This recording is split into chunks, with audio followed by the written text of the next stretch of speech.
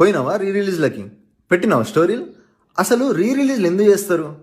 మన Indian cinema హిస్టరీలో revolution create చేసిన మూవీస్ షోలే, ముగలే ఆజం, మాయాబజార్ ఇట్లాంటి మూవీస్ని మన జనరేషన్కి, మన తర్వాత వచ్చే జనరేషన్ వాళ్ళకి చూడ్డానికి కన్వీనియంట్గా ఉండేటట్టు కలర్ గ్రేడింగ్, 4K రిజల్యూషన్ ఇట్లాంటివన్నీ చేసి చూడండి రా మేము ఏం బీకినామో ఇంతకుముందు, మీరు ఇంకా మంచి మంచి సినిమాలు చేసి ఇంకా ఏదేదో బీకాలి అని చెప్పి స్టార్ట్ చేశారు.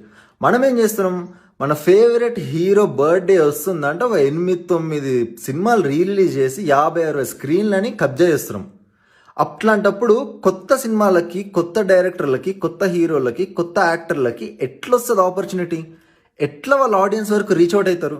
నా పాయింట్ ఏంటంటే, నువ్వు రీ రిలీజ్లు చూడు, కానీ నీకు ఆల్రెడీ టీవీలో, ఓటీటీలో ఉన్న రిజల్యూషన్లని మళ్ళీ నువ్వు థియేటర్కి పోయి కూడా చూస్తా రీ రిలీజ్ అంటే ఏంది లాభం? ఇంకా అట్లాంటి వల్ల చిన్న సినిమాలకి ఎంకరేజ్మెంట్ ఏడికెళ్ళి వస్తుంది? యాజ్ అన్ ఆడియన్స్గా మనమే చిన్న సినిమాలను ఎంకరేజ్ చేయట్లేదంటే ఇక ప్రొడ్యూసర్, డిస్ట్రిబ్యూటర్లు ఎందుకు చేస్తారు?